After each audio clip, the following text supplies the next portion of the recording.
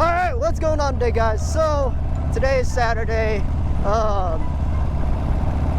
Heading over to Harley. They got a test ride event going on, and I'm going to do some comparisons between my FXRP fairing and my FXR compared to a brand new Lowrider ST.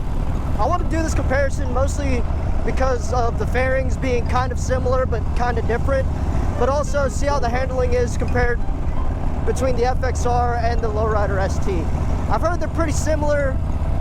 I just want to get my hands on the Lowrider ST, just see how it feels myself. I know the biggest difference is that I'm gonna feel on the Lowrider ST is it's not gonna be as violent as the FXR is in vibration wise.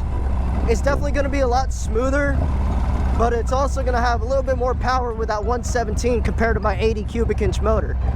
So that's a little bit of what I'm expecting. Yeah, I expect Harley to give me a pretty bone stock Lowrider ST, so it's not going to sound as throaty. The bar setup is going to be completely different as well. And, but yeah, other than that, we'll see. Kind of see where it goes, how it feels, and see the differences with the fairings.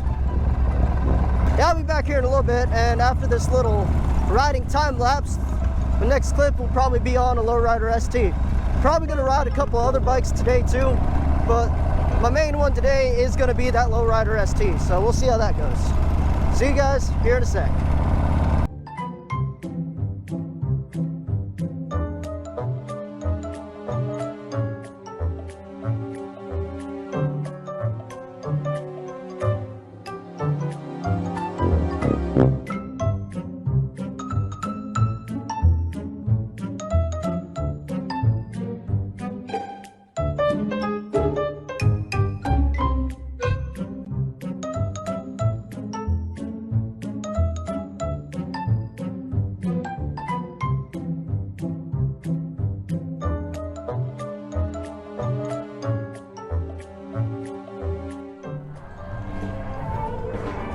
All right, that is a little dirty. Oh, here we go. First ride on a Lowrider ST. Short guy reviews. Also, comparison between my FXRP fairing and this guy. Yeah.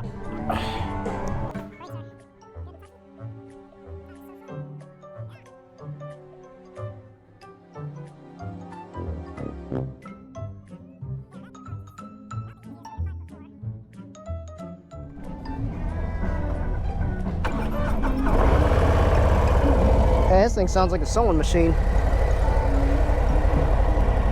So far, this bike feels a little bit more spacious than the FXR. These pegs are a little higher up too. Knees are more bent than on the FXR. Feels pretty good though. Front brakes are super touchy.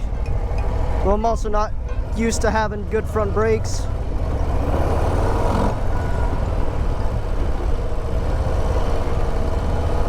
.117 wants to get up and go though. Very controllable low speed though, I will say that. Other than that, the bike feels very similar, at least width-wise, to the FXR. Like I said though, the pegs feel a little higher up. Like my knees are a little bit more bent on this than on the FXR. But everything feels good. Everything feels where it should be. I would want to lower that shifter lever down a little bit more. Not what I'm used to, but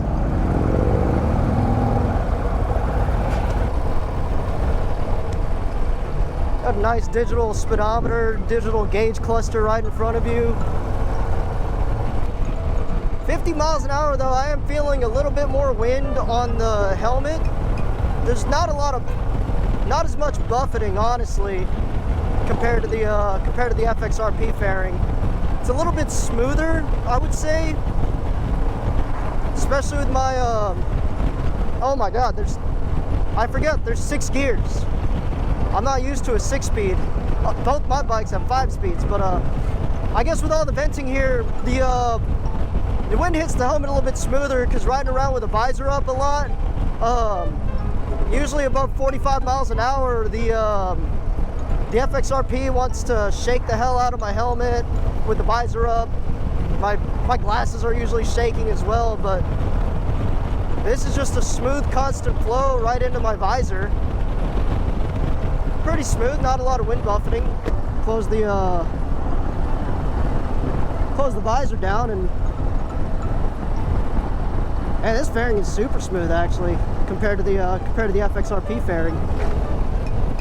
I'm also running the shortest fairing that I can on the FXR.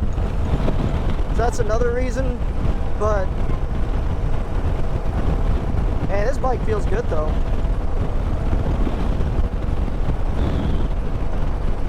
It feels like it doesn't want to lean as easy as the FXR does. It kind of takes a little bit more effort, but that could also, the bar setup could also play a factor in that. I'm used to my bars being like way the hell up here.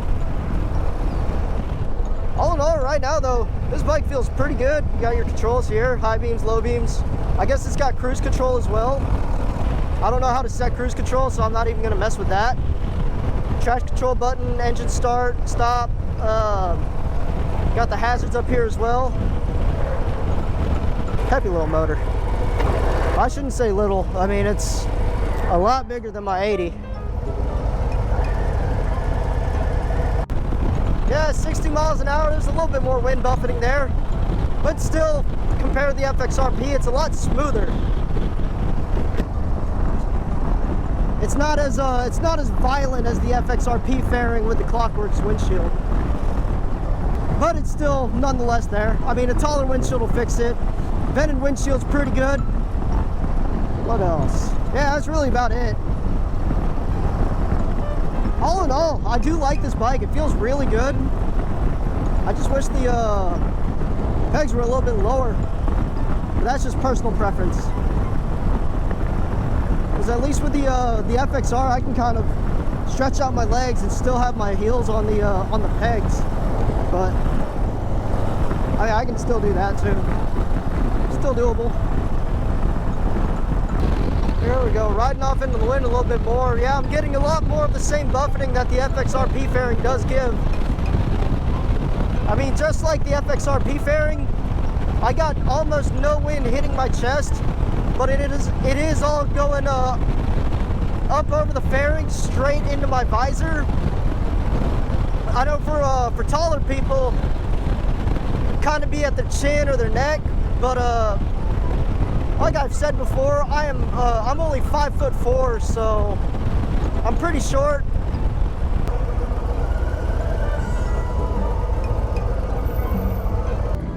Kickstand's a little bit on the back side, but all in all, pretty good bike.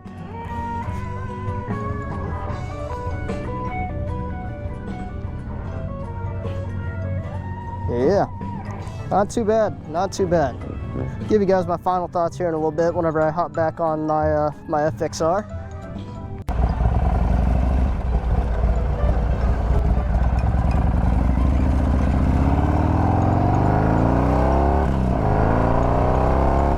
All right, well, it rained a little bit, and yeah, but even with the rain, well, before the rain, got a little test ride in on the Lowrider ST. So, here, whenever I make this U-turn, I'll give you guys my thoughts on it. That thing, honestly, is very smooth. Compared to my FXRP fairing, the Lowrider ST fairing channels the air a lot better. It's a little bit smoother, so I got a lot less wind buffeting on my helmet. One thing I did notice too, compared to my FXRP fairing, I had a lot less wind hitting my legs on the ST versus the FXRP fairing. Also, another thing that threw me off, 6-speed versus a 5-speed transmission like I have on this bike. Yeah, honestly, those are the big differences that I noticed between the two fairings. With the bike itself, the Lowrider ST handles just as everyone else says it does. Handles very smooth, very powerful. Feels very good to ride as well.